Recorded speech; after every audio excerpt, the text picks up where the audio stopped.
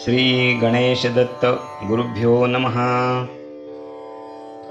ध्यानमूलं गुरो मूर्ति, पूजामूलं गुरो पदम, मंत्रमूलं गुरोर्वाक्य, मोक्षमूलं गुरो कृपा। परमपूज्य श्री रामकृष्ण क्षीरसागर स्वामींना वंदन करून संघटित सत्संग मंडळांच्या या गुरुकार्यातील मोहिमेमधल्या 1319व्या भागाचे मी पठण करीत आहे। आज कार्तिक कृष्ण अष्टमी, मंगळवार दिनांक 5 डिसेंबर 2023। उपदेशामृत संग्रह भाग 4 या ग्रंथातील परमपूज्य श्री रामकृष्ण क्षीरसागर स्वामींच्या अमृतवाणीतील अमृतकणांचे पठण सुरू आहे। कालच्या भागातील भक्तांनी विचारलेल्या पूजा करताना देवाची मूर्ती खाली पडते हे काय दर्शविते, याचा खुलासा करताना या भागामध्ये परमपूज्य गुरुदेव आपल्या प्रासादिक वाणीतून पुढे म्हणतात, काही घरामध्ये खंडोबाच्या घोड्याची पूजा करतात। खंडोबा नसतो, फक्त घोडाच असतो। ज्यांची पूजा करायला पाहिजे त्यांची पूजा सोडून घोड्याची काय पूजा करावी? अशा लोकांनी चांगल्या परिणामाची अपेक्षा करू नये। जेव्हा पूजा करताना किंवा अन्य कारणाने पूजेची मूर्ती हातातून पडते, मनात धस्स होते, मन चरकते, नंतर घरात भांडणे सुरू होतात, घरात आजार सुरू होते, मुले ऐकेनाशी होतात, घरातील वातावरण गढूळ बनते, घरात शांतता वाटत नाही। अशा वेळी मूर्तीची माफी मागून पुन्हा पूजा करावी।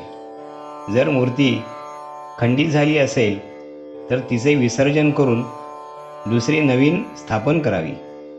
काहीही केलं तर ते पूर्ण स्वरूपच असावे, अपूर्ण स्वरूप चालत नाही। एका भक्ताचे वडील सतत आजारी असत, किती औषधे घेतली तरी सुधारत नसे। या भक्ताने मला त्यांचे घरी नेले, कशाची पूजा करता म्हणून चौकशी केली। शाळिग्रामाची पूजा करतो म्हणून काही शाळिग्राम दाखविले। मी तपासून पाहिले तेव्हा लक्षात आले की ते शाळिग्राम नव्हते, शाळिग्रामसारखे दिसणारे दगडगोटे होते। मी त्यांना सांगितले की प्रथम हे दूर करा, जर तुम्ही दगडाचीच पूजा केली तर चांगले परिणाम मिळणार नाही। आपण कशाची पूजा करतो हे प्रथम जाणून घेणे आवश्यक आहे। पूजा केल्यानंतर घरात नेहमी आनंदी व प्रसन्न वातावरणच राहिले पाहिजे। जर असे घडत नसेल तर पुन्हा तपासून घेणे योग्य। काही लोक त्र्यंबकेश्वरला दर्शनासाठी जातात व तेथून येताना देवांची कायम आठवण म्हणून टाक आणतात व त्यांची पूजा सुरू करतात। हे योग्य नाही।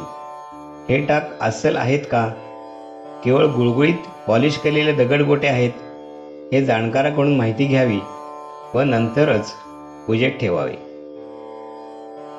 पुढील प्रश्न आहे, नगरमध्ये कोणाचीही प्रेतयात्रा निघाली की ओळखीचे असो नसो रस्त्यावरचे लोक प्रेताला नमस्कार करतात, हे योग्य आहे का? परमपूज्य महाराजांनी खुलासा केला की भारतीय परंपरा अशी आहे की प्रेताला वंदन नको। एकदा देह प्रेतामध्ये गेला की तो कायमसाठी संपला।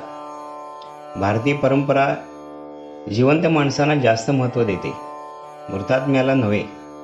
आपली परंपरा आत्म्याला मानते। जोपर्यंत शरीरात आत्मा चैतन्य वास करून आहे तोपर्यंतच शरीराचे महत्त्व आहे।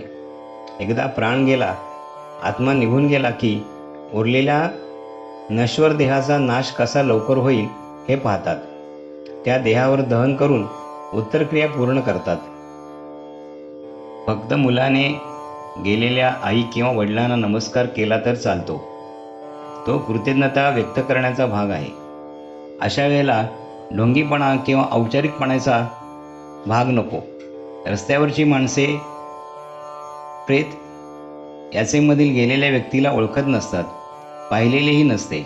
अशा लोकांप्रती कृतज्ञता व्यक्त करण्याचा प्रश्नच येत नाही। एकदा देह प्रेतबंध झाला की त्याला वंदन वर्ज ही आपली भारतीय परंपरा सांगते आणि आपण सर्व परंपरा मानणारे आहोत, तेव्हा योग्य ती काळजी घ्यावी। पुढील अमृतकण आहेत श्री दत्तात्रेय सत्संग मंडळ, साविडी रोड, अहमदनगर. दिनांक 6/11/1988. प्रश्न आहे, काही व्यक्ती गरीब घरात जन्म घेऊन जन्मभर गरीबच राहतात, पुढे येत नाही, तर काही लोक झपाट्याने वर येतात, असे का? परमपूज्य महाराजांनी खुलासा केला की हा सगळा पूर्वपुण्याईचा खेळ आहे. आपण पूर्वजन्म मानतो. यावरून ही गोष्ट ताबडतोब लक्षात येते, जे पुण्यवान असतात ते सोबत येताना पुण्य घेऊन जन्माला येतात. तो जेथे हात टाकतो तेथे त्याला यश मिळते. जीवनात भराभर प्रगती होते, कारण त्याला सुरुवातीपासूनच गती मिळालेली असते. जे जीवनात शेवटपर्यंत सामान्यच राहतात, काहीच प्रगती करीत नाहीत, ते केवळ फेडायला आलेले असतात. जन्मभर पाट्या टाकीत असतात. दरिद्री राहणे हा देखील एक शाप आहे. पैसे मिळून प्रगती होत असताना संपत्तीचा योग्य विनियोग करता आला पाहिजे. योग्य उपभोग घेतला पाहिजे. जर उपभोग घेतला नाही तर गडगंची संपत्ती मिळवूनही फायदा काय? काही लोकांना ही अतिसंपत्ती अजीर्ण होऊ लागते. अशा लोकांना शारीरिक, मानसिक, सांसारिक कोठेच सुख व समाधान नसते. ज्या घरात धार्मिक वातावरण नसेल, देवांची पूजा अर्चा नसेल, अशांच्या संततींना वाईट व्यसने ताबडतोब लागतात. दुसरे म्हणजे जी काही श्रीमंती व पैसा मिळाला ते स्वतःचे कर्तृत्व समजतात. आम्ही इतके कष्ट करतो म्हणून इतके कमावू शकलो, अशी फुशारकी मारतात व यशाचे श्रेय स्वतःकडे घेतात. हे चूक आहे. कोणाच्या तरी कृपेने, आशीर्वादाने हे मिळालेले असते, म्हणून यशाचे श्रेय नेहमी देवाला द्यावे. कारण आपण एक निमित्त मात्र आहोत, असेच समजावे. कित्येक श्रीमंत घराणे पैसा असूनही दानधर्म करीत नाहीत. फार कंजूसपणा करतात. हातातून पैसा सुटत नाही. शेवटी अधोगती ठरलेलीच असते. दानधर्म केल्याशिवाय त्या घराण्याला व पैशाला ऊर्जितावस्था येत नाही. असे कधीही दानधर्म न करणारे श्रीमंत जेव्हा पार धुळीला मिळतात, तेव्हा मानावेच लागते की देवाच्या दारी उशीर असेल, परंतु अंधार नाही. काही नाही तरी न्याय शिल्लक आहे, हे मानावेच लागते. तेव्हा जमेल तसा दानधर्म करून पुण्यसंचय वाढवा. श्री गुरुदेव दत्त. गुरुबंधू आणि भगिनीनो, या पुढील आशीर्वादासाठी पुन्हा भेटूया उद्या सकाळी 6 वाजता. श्री गुरुदेव दत्त.